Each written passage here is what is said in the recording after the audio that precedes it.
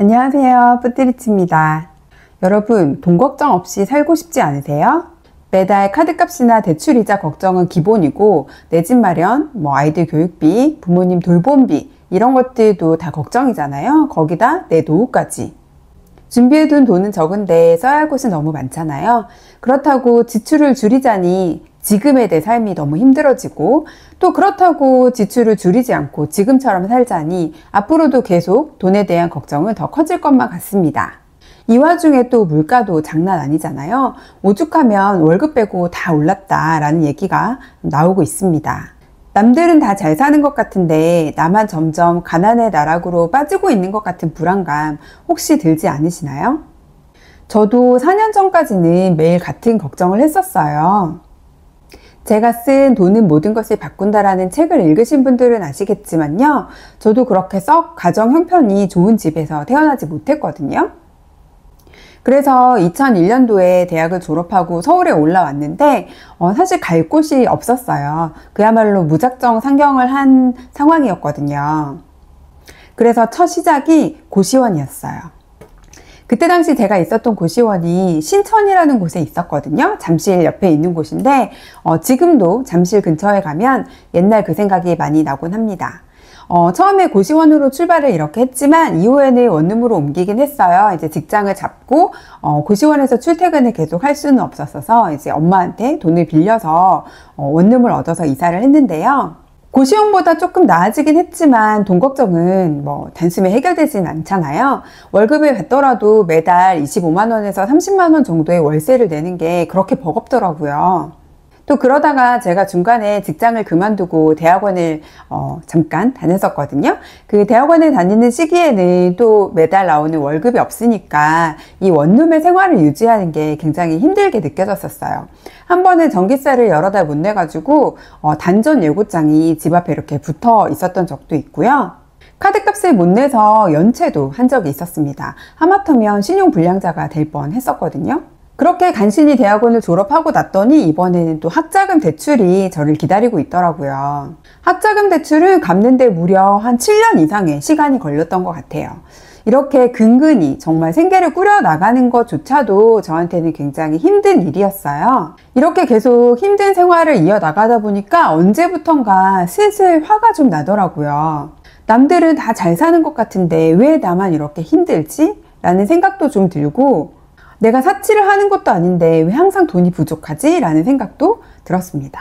이렇게 경제적으로 힘이 들 때 누군가에게 좀 의지하고 기댈 수 있으면 좋은데 사실 부모님도 그렇게 썩 형편이 좋지 않으시니까 부모님께 도와달라는 말씀을 드릴 수도 없었거든요. 그래서 제가 처음에 엄마한테 2천만 원이라는 돈을 빌려서, 물론 엄마도 그걸 빌려서 저한테 빌려주신 거였거든요. 근데 그 돈을 이제 빌려서 원룸 보증금으로 사용을 했었는데, 이렇게 계속 경제적으로 문제가 생기고 힘들어지면서 이 2천만 원짜리 집에서 보증금이 1,500만 원짜리로 이사를 하고 그것도 또 모자라서 1,000만 원짜리로 이사를 하면서 이 돈 문제를 가까스로 해결을 하면서 버텨나갔었던 것 같아요. 지금 생각해보면 정말 철이 없던 시절이기도 한데요.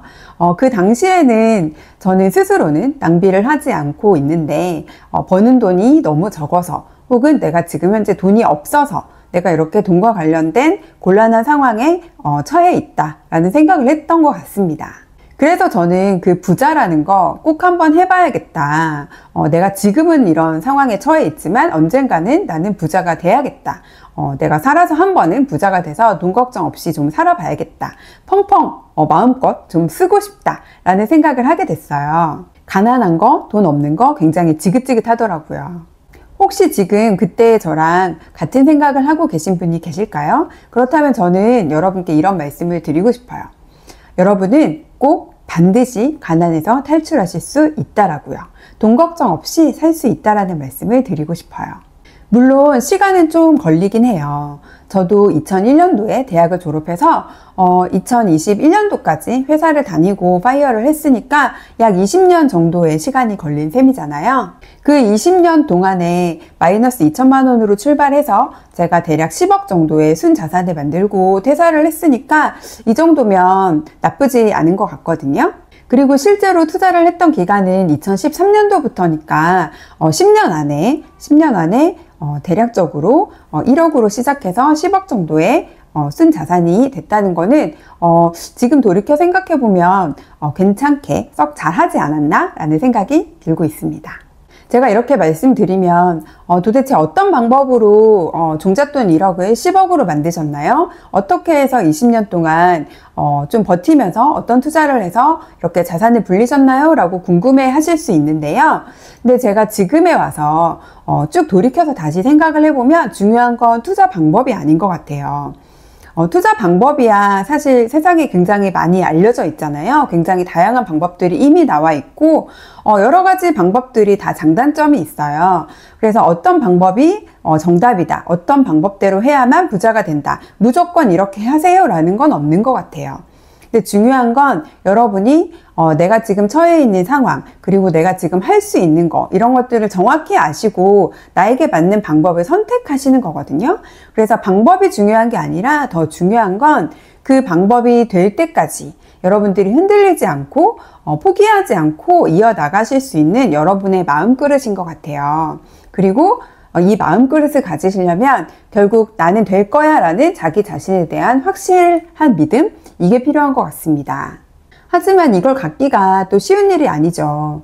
저도 그랬었거든요. 주변의 모든 사람들이 이제 저를 제외한 많은 분들이 부동산 투자를 굉장히 많이 하고 계셨었어요. 뭐 여러 채를 갖고 있다라는 게 아니라 본인이 이제 실거주를 하면서 더 좋은 집으로 계속 옮겨가시는 이런 분들도 많이 계셨고, 이미 좋은 집에 살고 계시지만 또 한 채를 더 갖기 위해서 노력하시는 분들도 또 많이 계셨거든요.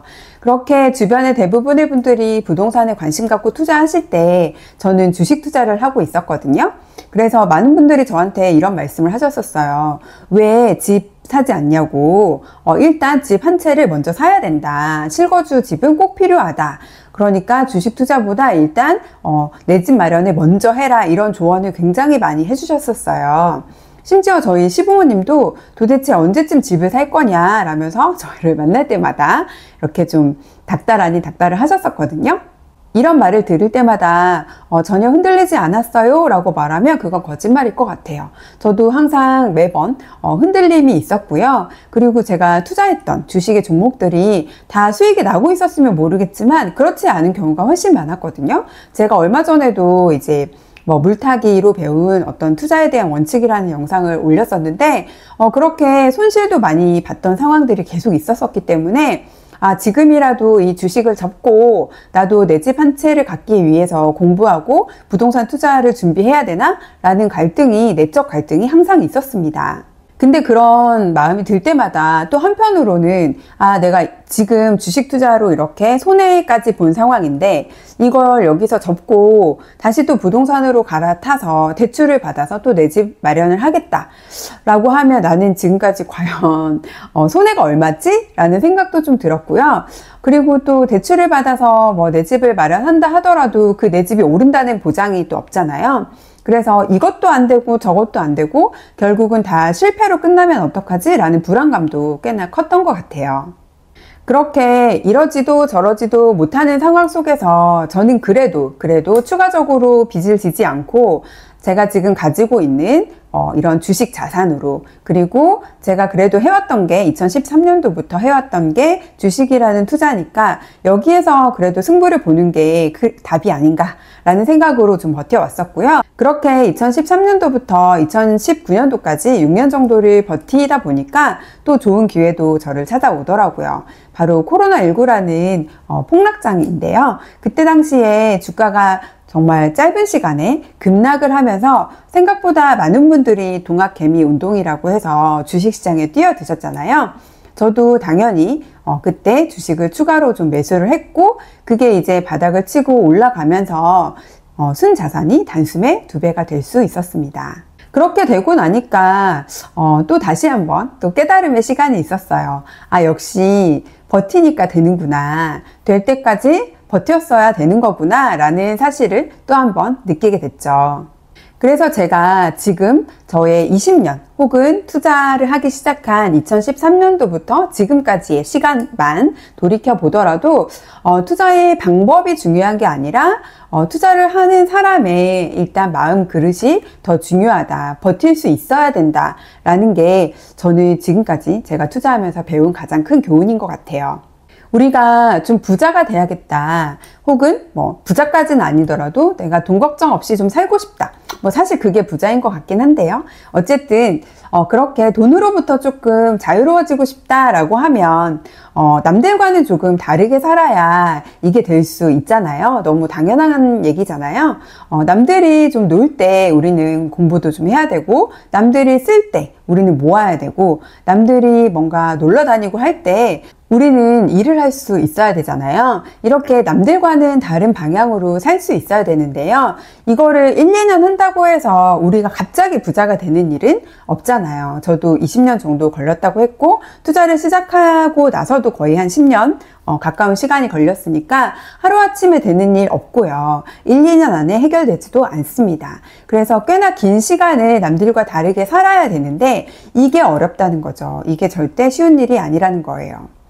여러분도 스스로 굉장히 주변 사람들을 보면서 현타라는 게 많이 오실 거고요. 주변 사람들도 여러분을 그렇게 살게 가만두지 않아요. 왜냐하면 나는 이렇게 열심히 쓰고 있고 열심히 놀고 있는데 저 친구는 혼자 뭔가 공부하고 있고 저 친구는 혼자 뭔가 투자를 하고 있고 저 친구 혼자 뭔가 절약을 하고 있으면 그게 그 사람에게도 굉장히 불안함으로 다가오거든요. 나 이렇게 살다가 저 사람보다 가난해지면 어떡하지? 라는 불안감을 상대방도 갖게 돼요. 그래서 이 사람도 계속적으로 저에게, 여러분에게, 나랑 같이 놀자, 나랑 같이 쉬자, 나랑 같이 쓰자, 이런 얘기를 하게 되는 거죠. 그래서 여러분이 그런 유혹에서 벗어나는 것도 쉽지 않고, 여러분도 여러분 스스로를 그렇게 사는 사람들과 끊임없이 비교하게 되기 때문에, 한 10년을 혼자서 남들과 다르게 산다는 거는 저는 거의 불가능하다고 생각해요. 이걸 해내시는 분은 평범한 사람이 아니거든요. 그런 분들은 약간 특별하신 분인 거예요. 특별한 재능이 있으신 분들이신 거죠. 부자될 마음그릇이 이미 완성되신 분이라고 생각합니다. 그러면 우리처럼 아직 완성되지 않은 평범한 사람이 어쨌든 한 10년이라는 시간 동안 남들과 다르게 살면서 차근차근 시간을 투자하고 복리의 마법을 일으키려면 우리는 어떻게 할 수 있을까요? 어떻게 해야 이걸 해낼 수 있을까요? 저는 여러분이 혼자 하시면 안 된다고 생각해요. 누군가랑 같이 해야 됩니다. 그게 여러분하고 아주 가까운 친구나 가족이면 제일 좋겠죠. 하지만 여태까지 친구나 가족과 함께 즐겁게 돈을 쓰면서 살아왔기 때문에 아마 친구나 가족이 하루아침에 여러분하고 같은 마음으로 재테크를 해주진 않을 거예요. 그래서 친구나 가족이 나의 편이 돼주지 않는다. 나는 이제부터 정신 차리고 열심히 절약도 하고 열심히 일테크도 하고 그래서 다시 또 투자를 해서 돈을 불려나가고 싶은데 가족들을 계속 맛있는 거 사 먹자고 하고 어디 가서 놀다 오자고 한다. 그래서 좀 답답하다라고 하시면 꼭 굳이 일부러 이런 것들을 가족에게 강요하실 필요는 없는 것 같아요. 왜냐하면 가족도 나랑 같은 생각을 가질 수 있게 시간을 주고 기다려줘야 하거든요.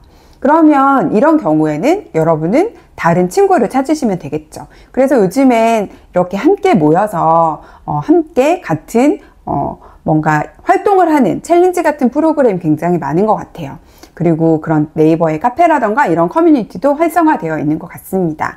여러분이 어디에든 소속이 되셔서 같은 목표를 가지고 같은 걸 향해서 가는 사람들과 서로 에너지를 주고받는 것 자체는 저는 굉장히 좋다고 생각해요.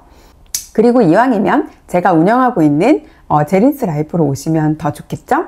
저도 네이버에서 제린스 라이프라는 카페를 운영하고 있거든요. 그 카페에서는 현재 다양한 프로그램들을 진행하고 있어요. 뭐 돈을 받고 있는 프로그램은 현재는 아무것도 없고요. 다 무료로 다 여러분 재미있게 재테크를 하셨으면 좋겠어서 다양한 프로그램들을 만들어가고 있고 디벨롭하고 있는 과정입니다.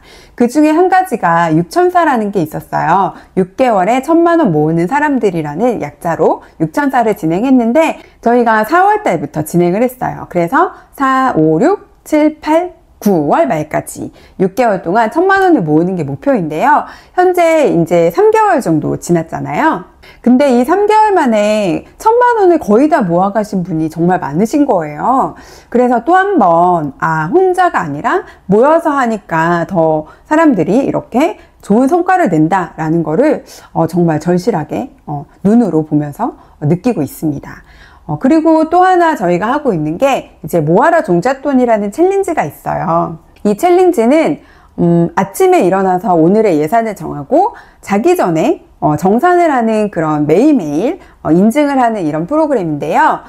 이 프로그램을 통해서 이건 한 달 동안 진행하거든요. 이 프로그램을 통해서 내가 그동안 돈을 어디에 썼는지 잘 관심이 없던 분들이 지출 내역에 조금 더 관심을 갖게 되시고, 그리고 계획하지 않고 소비해 왔다면 이제부터는 이 모아라 종잣돈, 줄여서 저희가 모종이라고 하는데, 이 모종을 통해서 계획하고 소비하는 연습을 하시거든요.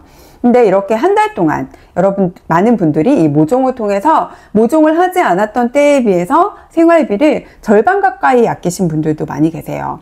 어떤 분은 정말 한 사람분의 월급만큼 절약을 하신 분도 계시고요. 작게는 한 10만 원에서 이제 보통은 5, 60만 원 가까이 아끼신 분들이 정말 많이 계세요. 이것도 혼자 한다고 하면 역시 한 일주일 하다가 포기하시거나, 일주일도 사실 길죠. 작심 3일이니까 한 3, 4일 정도 하다가 귀찮아서 됐다, 그냥 그만두자 라고 하시는 분들이 많이 계실 텐데요. 이렇게 모여서 하다 보니까 한 달이라는 시간을 꽉꽉 채워서 많은 분들이 인증을 해주고 계시고, 그리고 그거에 대한 결과가 이렇게 좋은 성과로 이어지는 것 같아요. 그래서 모아라 종잣돈이기 때문에 이렇게 아낀 돈을 종잣돈으로 또 보내서 6,400로 보내서 적금을 새롭게 하시거나 저축을 추가로 하시거나, 아니면 이제 투자로 ETF 같은 걸 사신다거나 이런 분들이 많이 계십니다.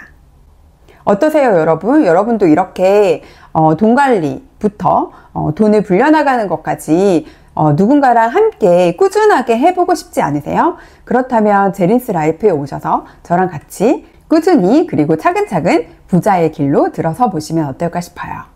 하루하루는 별로 차이가 없을 수 있습니다. 여러분이 지금 당장 오늘 책을 한 몇 페이지 읽었다고 해서 여러분 인생이 바뀌진 않잖아요. 여러분이 오늘 10,000원, 20,000원 아꼈다고 해서 갑자기 부자가 되지도 않습니다. 여러분이 오늘 10,000보를 걸었다고 해서 갑자기 군살이 쫙 빠지고 몸이 근육질로 바뀌고 이런 일도 없거든요. 이렇게 인생에서 이루고자 하는 목표들은 굉장히 많은 시간을 꾸준하게 쌓아가야만 이룰 수 있는 것들이 대부분이에요. 근데 이런 것들이 대부분이 이제 혼자 하기가 굉장히 어렵다는 거죠. 그리고 막상 할 때는 힘든 경우가 많잖아요. 하고 나면 좋지만, 그래서 힘든 걸 알기 때문에 해야 되는 걸 알면서도 자꾸 미루는 경우들이 더 많거든요. 그래서 여러분을 미루지 않게 누군가가 옆에서 챙겨주고 자극을 주고 좀 끌고 가주는 이런 게 필요한 것 같아요. 제린스 라이프에 오셔도 좋고 안 오셔도 좋지만 혼자 하지 마시고 꼭 누군가랑 함께 하셨으면 좋겠습니다. 이왕이면 저랑 함께 하시면 더 좋겠죠? 저희 카페 주소는 제가 고정 댓글로 남겨놓을 테니까요. 관심 있으신 분들은 들어오셔서 함께 하시면 좋을 것 같아요. 여러분들이 쭉 시간 내서 한번 둘러보시고 관심 있는 프로그램에 참여하시면 그걸 빌미로 또 여러분이 하루에 어떤 루틴을 잡고 그 루틴으로 여러분이 돈 관리를 해 나가시고 그 돈 관리가 쌓여서 결국 여러분들을 부자까지 만들어 줄 거예요. 저는 그런 생활을 해왔기 때문에 여러분한테 자신있게 말씀드릴 수 있거든요. 여러분 이렇게 살면 여러분의 일상이 곧 재테크가 되고, 여러분이 이렇게 10년만 재테크를 하시면 여러분은 다 누구나 작은 부자까지는 되실 수 있습니다. 그건 제가 정말 자신있게 말씀드릴 수 있어요. 일상이 재테크가 되는 곳 뿌띠리치입니다, 여러분. 애쓰거나 노력하지 않고 자연스럽게 일상을 바꿔서 부자가 되고 싶은 분들이라면 제 채널을 꼭 구독해주세요. 오늘은 이렇게 여러분들과 부자가 되기 위해서는 투자 방법보다 투자에 대한 마인드, 마음그릇, 내 그릇을 갖추는 게 먼저다라는 주제로 얘기를 같이 한번 해봤는데요. 에이, 무슨 소리야. 뭐 마음 그릇은 됐다 치고 일단 돈부터 불려야지. 투자를 잘해야지. 돈을 버는 게 먼저지 라고 생각하실 수도 있어요. 근데 저는 그 부자라는 것과 돈이 많은 사람은 확실히 나눠서 생각해야 된다고 말씀드리고 싶거든요. 여러분이 투자를 잘해서 혹은 운이 좋아서 잠깐 동안 돈이 많은 사람이 될 수는 있어요. 하지만 내가 잠깐이 아니라 이 부를 오랫동안 지속시키고 유지시키고 지속적으로 성장시키는 이 부자가 되기 위해서는 투자 방법보다 결단코 여러분의 마음그릇, 여러분의 부자의 그릇을 키우는 게 먼저입니다. 그런 의미에서 시간 되시면 부자의 그릇이라는 책도 한번 읽어보시면 좋을 것 같아요. 어느덧 6월달이 다 끝나고 7월이 됐는데요. 상반기 잘 마무리 하셨는지 모르겠어요. 어쨌든 지나간 시간은 잘 보내주고 이제부터는 하반기를 또 준비해야 될 타이밍이 됐으니까요. 여러분 하반기 동안 이루고자 하는 것들 목표 다시 한번 정리 잘 하셔서 하반기는 정말 후회 없이 시간을 꽉꽉 채워서 알차게 보내셨으면 좋겠습니다. 그럼 저는 다음 주에 또 다른 이야기 준비해서 다시 찾아올게요, 여러분. 감사합니다.